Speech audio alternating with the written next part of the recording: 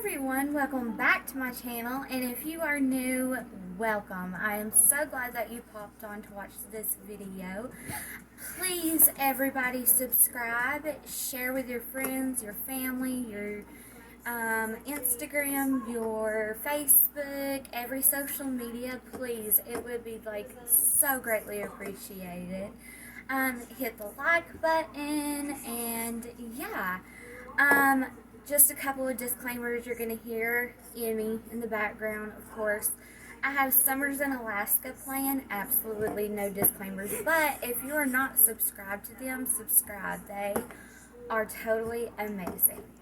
A couple of disclaimers about the video that I am making. If you can tell by the title above, it is about Stone Mountain Park in Stone Mountain, Georgia, and how the KKK is kind of intertwined and has stuff to do with it.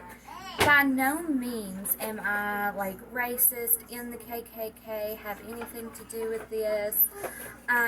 It's just a video that I thought was very interesting to make, and so I thought that I'd make it. Now, everything that I'm saying is not my own words. It is what the information is, what I have found on the internet. Good old Google. So yeah, and if I look down, I have notes on it. Pretty good amount of notes because there's a pretty good bit of information here. So let's just get started with the video. Oh, Stone Mountain Park is, of course, a park in Stone Mountain, Georgia. I remember going to it on a school field trip when I was in elementary school.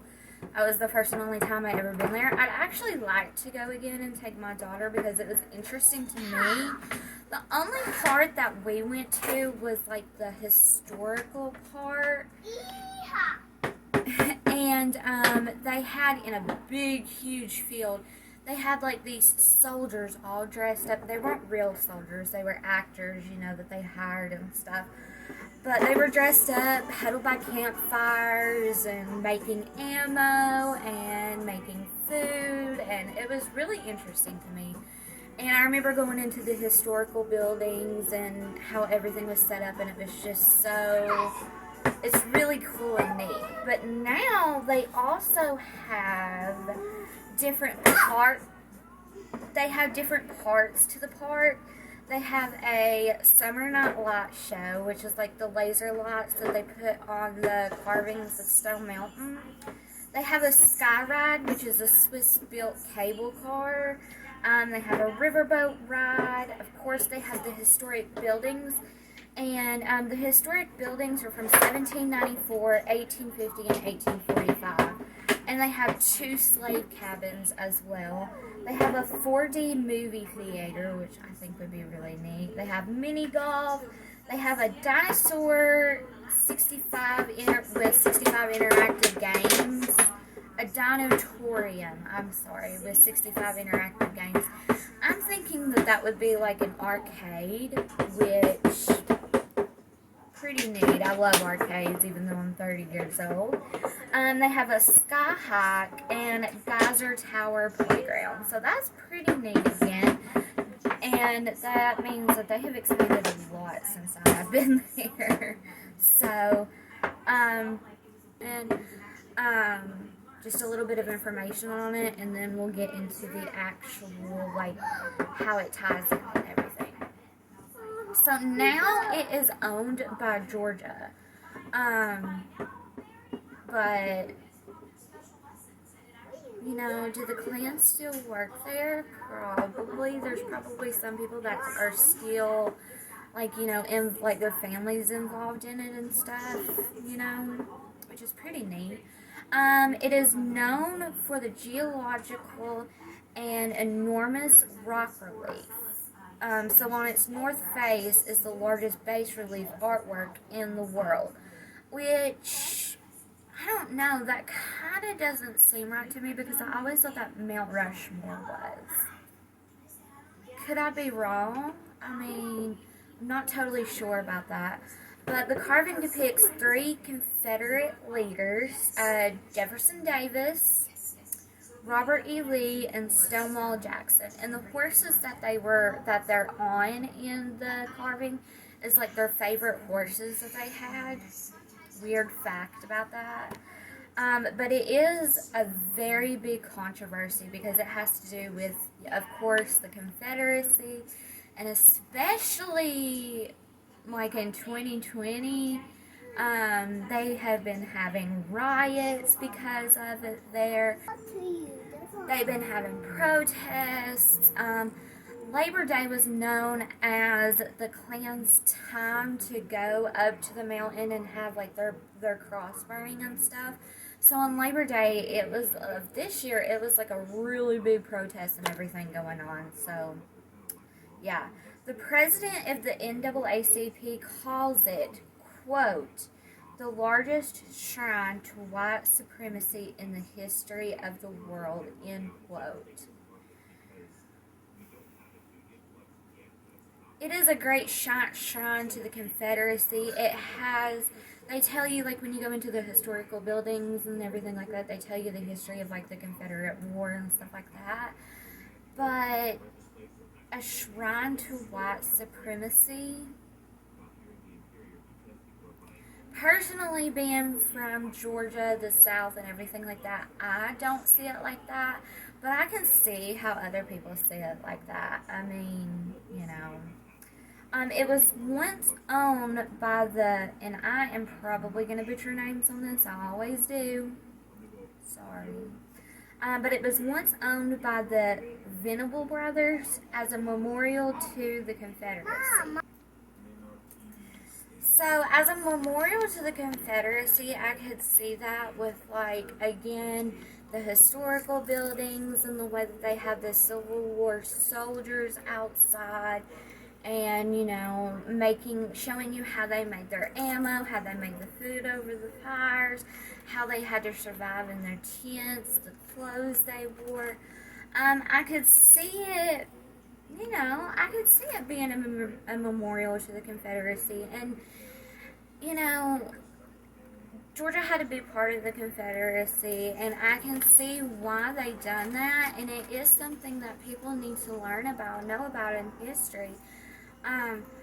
So, you know, I think that's a good thing because there's other museums out here that are for, like, Indians, and it tells, you know, their history.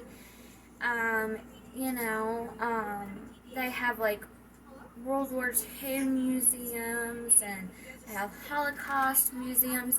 So I don't see why it's such a big uproar to have a museum for the Confederacy or a memorial for the Confederacy, especially in the heart of Georgia. But again, you know, people have their different opinions at the end of the day, and they have their different beliefs at the end of the day. And, you know, we should be able to support each other in each other's beliefs.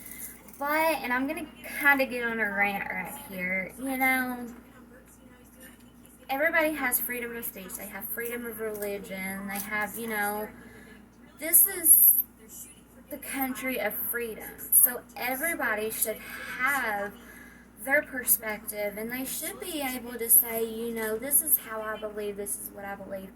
But I don't think we should get in, like, friggin' huge arguments to where it leads up to protests and fights and people losing their lives and everything like that. And I know there's going to be so many hate comments and controversies in the bottom of the comments, but, you know, I have my right to say what I believe. You have your right to say what you believe. So, at the end of the day, let's not fight about it, but talk about it, you know? You know. So, but, yeah. It was officially opened on April 14th, 1965, and this is kind of weird. Exactly 100 days to the day of Lincoln's assassination. There's going to be controversy over that as well. But I found that kind of odd that it was the exact day, 100 years of Lincoln's assassination. That is pretty weird. And there's some pretty weird stuff in here, and it kind of gets you thinking, kind of gets your wheels going, you know what I mean? But in 2015, it was the most visited place in the world. That to me is mind-boggling. Like, I can't wrap my head around that. That is just crazy.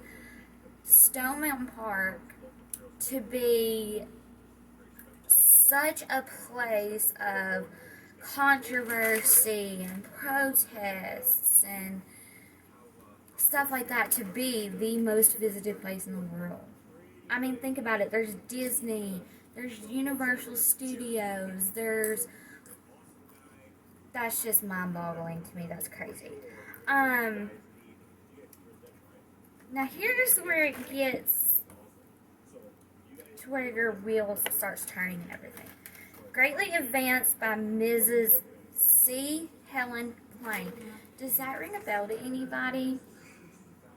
We learned about her, or I did, in history. She was the daughter of the United Daughters of the Confederacy. She backed every single thing about Stone Mountain up 100%. The Klans going up to do their cross burning, she was behind it 100%.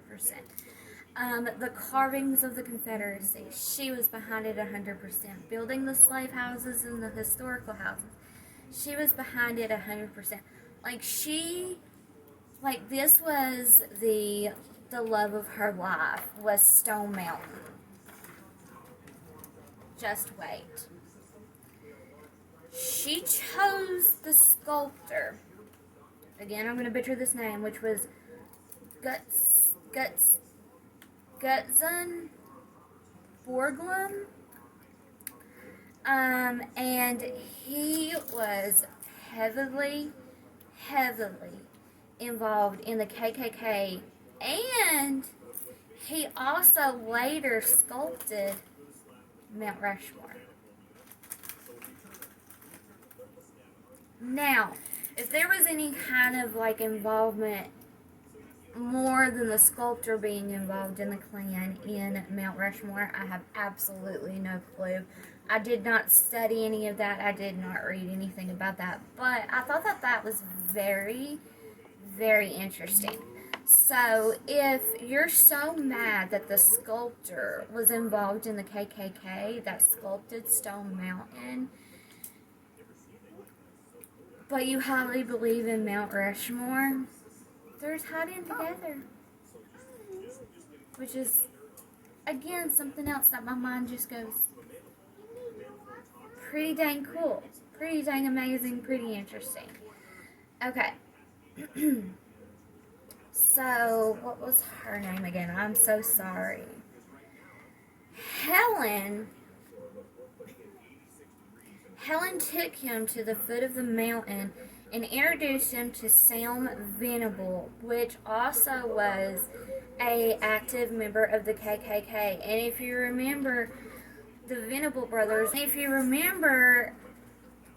Sam was one of the Venable brothers that bought Stone Mountain.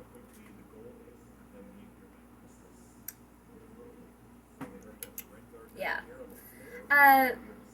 Sam deeded the north face of the mountain to the United Daughters of the Confederacy in 1916 on one condition. It would be done in 12 years' time. So they were supposed to be able to finish every single thing in Stone Mountain, the slaves' cabin, the historical buildings, whatever it was at that time that they had to build, make, carve, had to be done in 12 years. Would it really take 12 years to do all that?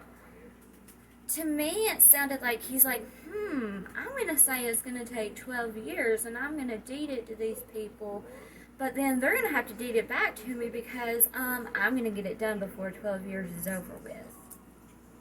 That's what I think. But, again, everybody else has their own opinions.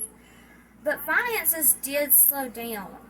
And this is where the U.S. Mint come in. The U.S. Mint, the United States Mint, which makes all of our money, stepped in and helped them financially.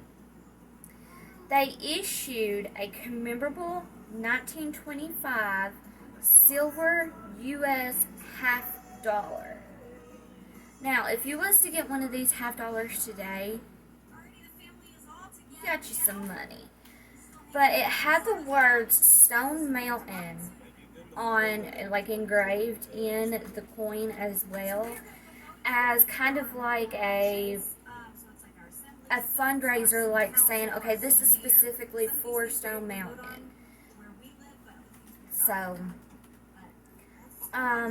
it was approved in 1962 by the Congress and by the President, Calvin Coolidge.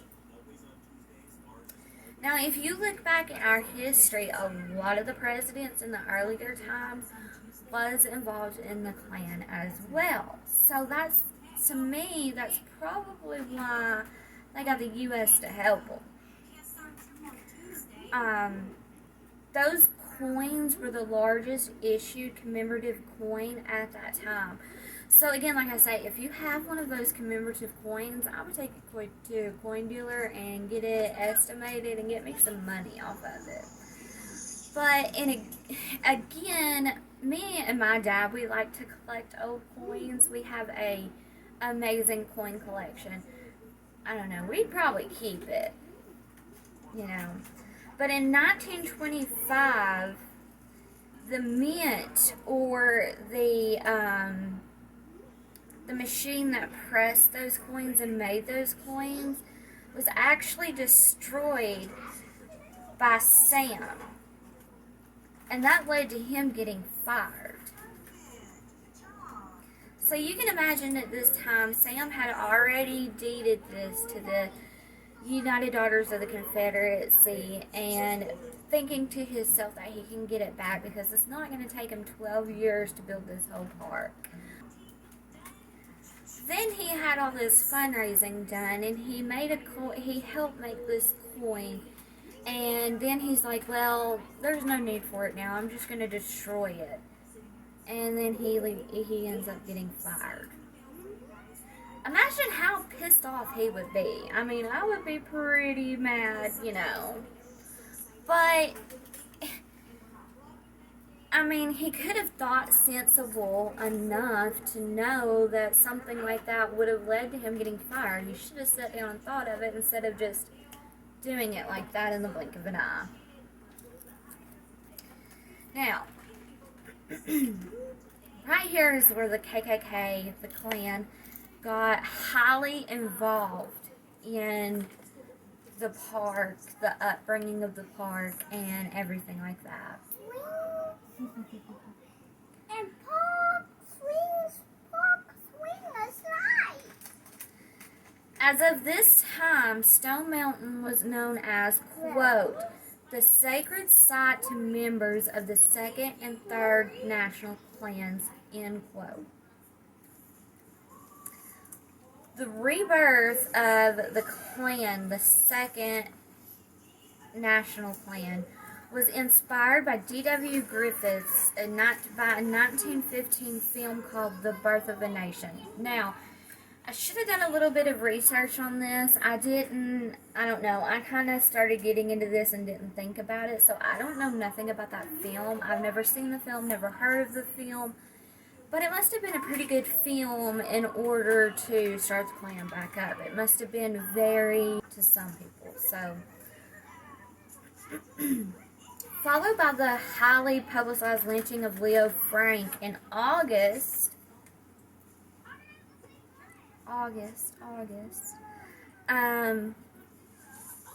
who had been wrongly convicted of a murder in Marietta, Georgia. That was like, as soon as that happened, that is like when the Klan really began their uprise. They really began publicizing their group. They really began, like, their members were just really active then. The Klan was just really super active then in this part of Georgia. On November 25th of that same year, on Thanksgiving Day, a group of 15 robed and hooded characters, which were new members of the new organization, met at the summit to create a new 15 robed and hooded people came to the Mount of the Summit. That is Anna, wash my hair. okay, and it really became known to people that this was a group now, and this is what they do, this is what they stand for, this is what they believe in. So, the Klan was led by William J. Simons and included 2 elderly members of the original Klan. Go ahead. Now, I didn't look up when the original Klan started. So sorry about that. If you have any information on that, link it below. But yeah, they held a ceremony at the summit. Now get this. An altar covered with a flag and an open Bible. And they burned 2 16-foot crosses. First of all, a 16-foot cross. That's huge. But second of all, I did not know when they covered with flags and an open Bible at these ceremonies. I have done a lot of research on the Klan, and I had to do a lot of book reports on the Klan. But I never came across that, and I never knew that. So to me, that's a little bit of a fun fact to learn about that. Like, I just never knew that. It's kind of neat to me. Stone Mountain became the location of an annual Labor Day cross burning ceremony, and this happened for 50 years. They would go up there every single Labor Day, burn their cross for 50 years. That's a long time. But then the state of Georgia ended up rebuying it and rebuying Stone Mountain and everything, and they put a stop to this. Can you imagine a group like that? And if you know about the Klan and like know what they stand for and like what they believe in and stuff, you know you're gonna have some mad people on your hands, and it's not gonna be a good thing. I'm sure they protested. I'm sure they held rallies. I'm sure that they put up like the little picket fences and stuff like that up in the people's yards and like threaten their death, threaten their lives and stuff like that. I mean, come on, you have this huge organization, and they're known to fight for what they believe in, like literally fight for what they believe in, and then you just automatically buy it and you're like, oh, you're done, no more, bye-bye. Bye-bye. That ain't gonna work. I'm sure that they had a lot on their hands after that.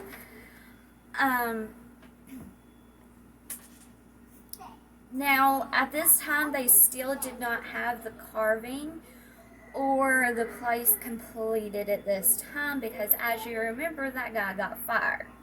So fundraising for the monument resumed later in 1923. In October of that same year, Venable granted the Klan easement with perpetual right to hold celebrations as they desired. So Vulnerable got involved, and he's like, look, we're going to give them an easement. As long as they cooperate with us, we're going to let them go out there and do what they want to, like they done in the past. They're fine, they're good. But remember, he was part of the Klan as well. So back in this time, a lot of the sheriffs, anybody like in the police, fire, anything like that, they were in the Klan. So they were like, okay, that's fine, let's do it. And the influence of the United Daughters of the Confederacy at this point still continued. All of the Daughters of the Confederacy, which was a group, they would help fundraise. They would help prepare for the meetings. They would help in every single thing. That would be like, okay, how you have the Masons this day and age, and then you have how you have the Masons this day and age, and then you have the Eastern Stars. A lot of the Masons' wives are in the Eastern Stars, and that's kind of like the Klan. A lot of the Klan members, like wives and kids and stuff like that, was in the United Daughters of the Confederacy. So, you know, of course they're going to fundraise. They're going to help in any way possible that they can. In support of Miss Plain's vision of a carving for the purpose of creating a Confederate memorial, she suggested in a letter to the first sculptor, which was Gutzon Warblum. Sorry if I'm mispronouncing that. I'm so sorry. Quote, I feel it is due to the Klan, which saved us from Negro domination and carpetbag rule, that it may be immortalized on Stone Mountain. Why not represent a small group of them in their nightly uniforms approaching in the distance? End quote. So you can see by that how I just said that they are going to help. The United Daughters of the Confederacy is going to help the Klan in any way possible.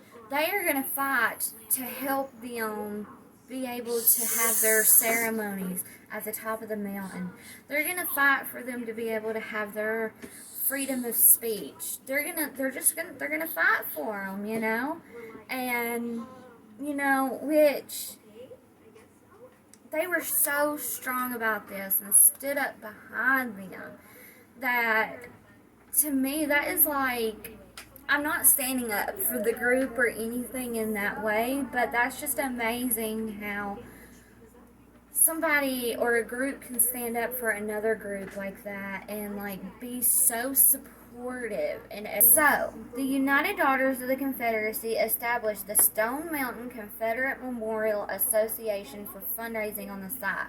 So as I just said before, here they are, they're fundraising for them to be able to finish building Stone Mountain, for them to be able to have their ceremonies and stuff like that. It's crazy. So, of the $250,000 raised, part of it came from the federal government, which in 1925 issued a special 50-cent coin with the soldiers Robert E. Lee, Stonewall Jackson on it, because, you know, that's who was in the carving. So why not put that on a coin, you know?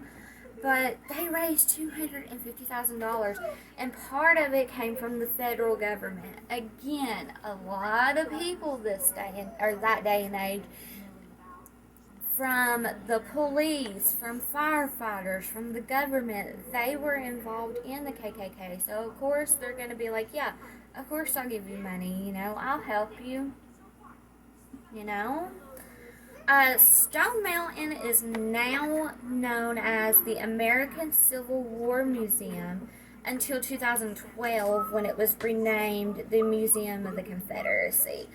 So, like, after all of that, as far as I know, they were never able to go back up there and do any more ceremonies.